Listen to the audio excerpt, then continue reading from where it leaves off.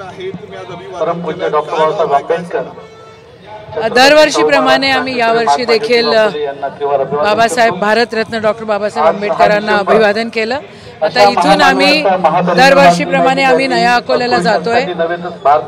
भारतरत्नांच्या तिथे अस्थी आहेत आणि त्या अस्थी आम्हाला प्रेरणा देत आहेत की हे संविधान बळकट राहिलं पाहिजे। तुम्हाला माहिती आहे की कशा प्रकारे जातीवाद केला जातोय आणि कशा प्रकारे समाजामध्ये विभाजन केलं जातोय आणि कशा प्रकारे दादागिरी करून इलेक्शन जिंकले जात आहेत।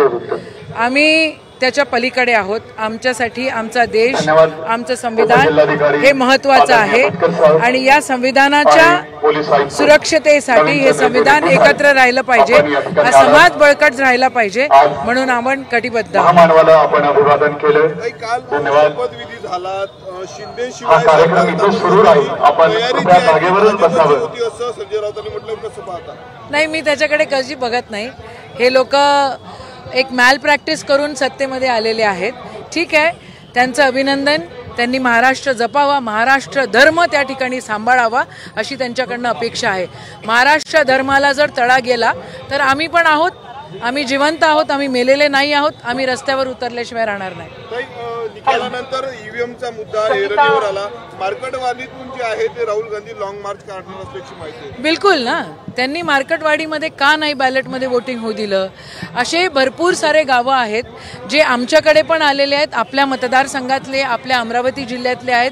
त्यांनी म्हटलं की आपल्याकडे पण मार्केटवाडीसारखं आपण घेऊया ना, मग नेमकं काय झालं ते कळेल।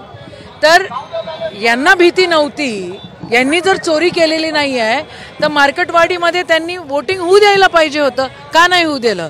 आणि राहुलजी या देशाच्या सुरक्षिततेसाठी, त्या लोकशाहीच्या सुरक्षिततेसाठी रस्त्यावर उतरतील तर आम्ही सगळेजण त्यांच्यासोबत आहोत। लाडक्या बहिणीवर संपूर्ण निवडणुकीत प्रचार महायुती अनेक अटी समोर येत आहेत, सरकार स्थापन झालेलं नाही।